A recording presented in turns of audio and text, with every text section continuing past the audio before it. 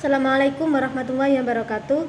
Kami dari kelompok 1 yang beranggotakan Rani Dewi Husnayati, saya sendiri Ulfa Rohiyatul Jannah, dan yang ketiga ada Zuhratul Awaliyah yang akan mempresentasikan materi kami yang berjudul etika dan moral. Langsung saja untuk materi yang pertama akan diterangkan oleh Mbak Rani Dewi Husnayati. Kepadanya saya persilahkan. Baik, terima kasih atas waktunya Mbak Ulfa. Selanjutnya saya akan menjelaskan mengenai kaidah Islam dan kaidah umum tentang etika. Kaidah Islam yang pertama adalah tentang etika, sebuah konsep etika yang didasarkan pada ajaran dan prinsip Islam yang bertumpu pada keimanan yang bersumber dari Al-Quran dan As-Sunnah. Kemudian, kaidah Islam. Etika dalam bahasa Arab dikenal dengan akhlak, adalah bentuk jamak dari kata khuluq yang memiliki arti adat kebiasaan, perangai, tabiat, watak, dan agama. Dalam Islam, etika memiliki karakter yang khusus. Sumber etika Islam yang seperti yang tadi sudah disebutkan adalah Al-Quran dan Sunnah. Dalam Al-Quran dan As-Sunnah menjelaskan cara berbuat baik. Kedua sumber etika Islam itu dapat berfungsi sebagai pedoman umat untuk mengetahui cara-cara berbuat baik sesuai dengan yang telah disampaikan oleh Rasulullah Shallallahu Alaihi Wasallam. Al-Quran juga berfungsi sebagai pembenar dan penguji kitab-kitab suci agama yang lain dan juga memuat konsep dan prinsip yang bertujuan agar menghasilkan sikap yang benar bagi manusia, baik dalam tindakan politik, sosial, ekonomi, dan terutama di dalam perdagangan. Kedudukan etika Islam dalam kehidupan manusia menempati tempat yang paling baik, sebagai individu maupun sebagai anggota masyarakat. Jadi apabila etika seseorang itu baik, maka akan sejahtera secara lahir dan batin. Baik, selanjutnya adalah kaidah umum tentang etika. Menurut Kamus Umum Bahasa Indonesia, etika adalah ilmu pengetahuan tentang asas-asas akhlak.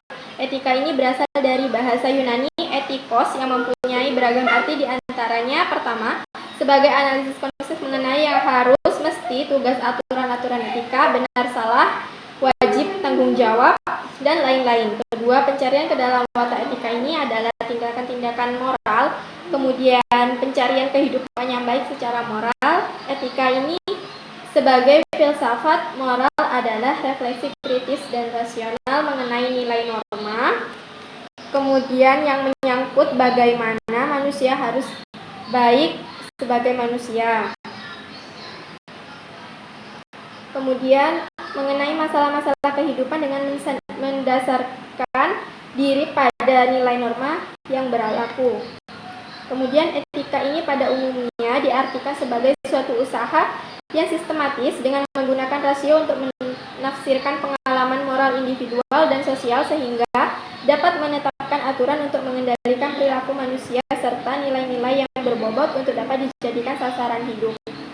Etika ini adalah ilmu yang menyelidiki baik dan buruk serta memperlihatkan amal perbuatan manusia sejauh yang dapat diketahui oleh akal pikiran. Nah, jika berbicara tentang pengertian etika, tentu saja tidak terlepas dari sejarah kemunculannya. Baik, materi selanjutnya akan saya jelaskan, yakni tentang kaidah Islam dan kaidah umum tentang moral. Kaidah Islam tentang moral. Setiap agama mengandung suatu ajaran moral yang menjadi pegangan bagi perilaku para penganutnya.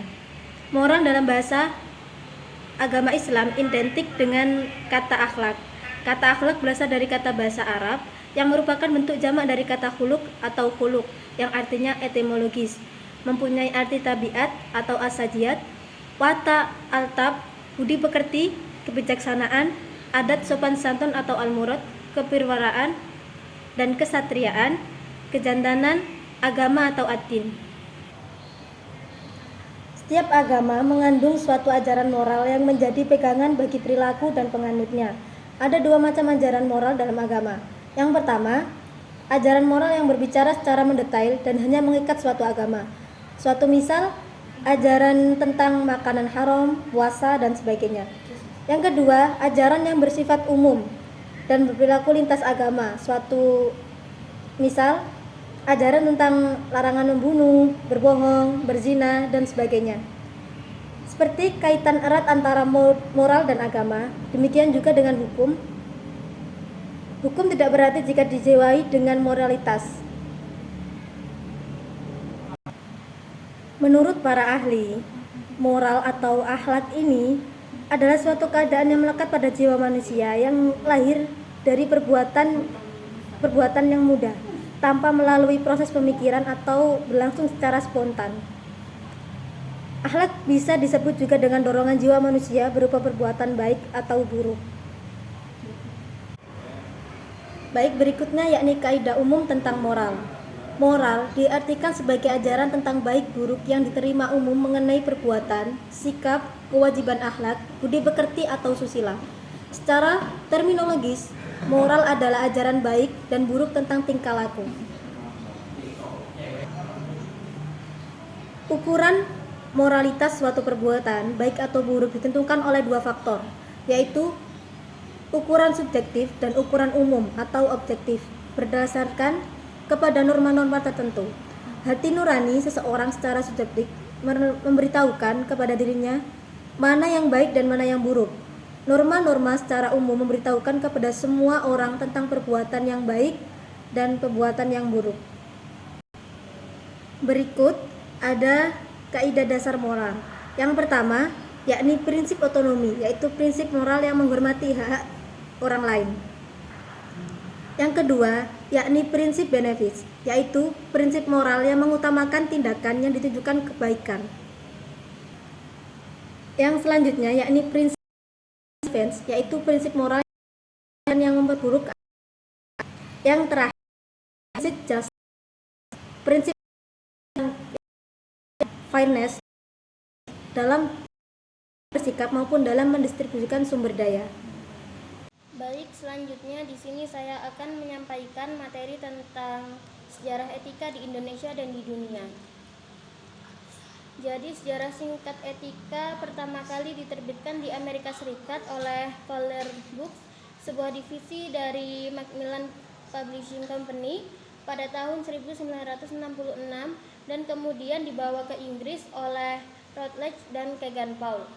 Sejak itu telah diterjemahkan ke dalam bahasa Spanyol, Belanda, Norwegia, Jerman, Slovenia, dan yang terbaru pada tahun 1995 ke dalam bahasa Polandia. Adapun pendapat lain mengatakan bahwa secara historis etika merupakan usaha filsafat yang lahir dari runtuhnya tatanan moral di lingkungan kebudayaan Yunani pada tahun 2500 yang lalu. Karena pandangan-pandangan lama tentang baik dan buruk tidak lagi dipercaya, sehingga para filosof mempertanyakan kembali norma-norma dasar bagi kelakuan manusia.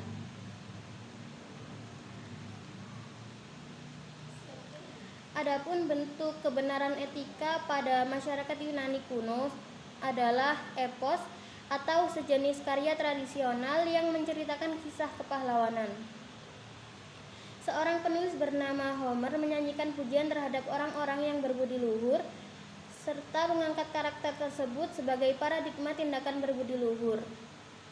Hal tersebut terlihat pada pengembaraan bahwa para pahlawan tersebut memandang jajaran para dewa Yunani sebagai sumber daya mereka untuk kehidupan yang benar. Selain hal tersebut, karakteristik dari berbagai dewa dalam mitos juga menginformasikan tindakan para pahlawan seperti Odysseus. Dengan cara tersebut, masyarakat Yunani dapat menampakkan perilaku mereka sendiri dan juga menilai etika dari orang lain. Sejak jatuhnya Yunani kuno, para filosof lain telah mengambil sikap yang berlawanan, bersikeras bahwa moralitas adalah fitur relatif dari individu, bahwa tidak ada kode yang telah ditetapkan berlaku untuk semua orang dalam semua keadaan. Perubahan filsafat etika selama bertahun-tahun mencerminkan pergeseran sosiologis yang dalam menanggapi peristiwa kontemporer secara intelektual merangkum pemahaman sosial dan reaksi terhadap perubahan sosial politik. Terlepas dari aliran pemikiran yang terus-menerus, pada tingkat yang paling dasar, etika berjuang untuk masyarakat yang kohesif. Para filosof menggambarkan cita-cita mereka, struktur mereka yang paling fungsional dan produktif, dengan demikian memberikan yang terbaik rencana untuk mencapai tujuan seperti itu. Apakah sumber kohesi ideal terletak pada individu atau komunitas pada umumnya belum ditentukan, tetapi perdebatan terus berlanjut. Etika sendiri sudah cukup lama berkembang menjadi wacana yang diperdebatkan oleh berbagai profesi, baik dari hukum, politik, filsafat, administrasi publik, dan sektor-sektor lainnya. Pengertian selalu dikaitkan dengan prinsip-prinsip untuk mengevaluasi suatu perbuatan baik atau buruk, benar atau salah. Etika berkaitan dengan standar-standar pertimbangan mengenai nilai benar dan salah yang harus dijadikan pegangan bagi seseorang untuk melakukan atau tidak melakukan sesuatu. Menurut sejarahnya, tradisi membangun etika positif berupa prinsip-prinsip etika dan perilaku yang dirumuskan sebagai standar yang diidealkan bagi para anggota suatu komunitas profesi atau jabatan tertentu yang membutuhkan kepercayaan publik, pada mulanya muncul dalam praktik di Inggris dan kemudian dikembangkan dalam arti yang lebih modern di Amerika Serikat. Dalam perkembangannya, etika sangat berpengaruh dalam kehidupan manusia, di mana etika ini memberikan orientasi kepada manusia tentang bagaimana menjalani hidup melalui tindakan sehari-hari, yang berarti bahwa etika membantu manusia untuk mengambil sikap dan bertindak dengan tepat dalam menjalani sebuah kehidupan. Baik, mungkin itu saja yang dapat saya sampaikan, kurang lebihnya mohon maaf dan terima kasih. Terima kasih buat teman-teman yang sudah presentasi. Dari kami, apabila ada salah kata, kami mohon maaf yang sebesar-besarnya. Sekian, wassalamualaikum warahmatullahi wabarakatuh.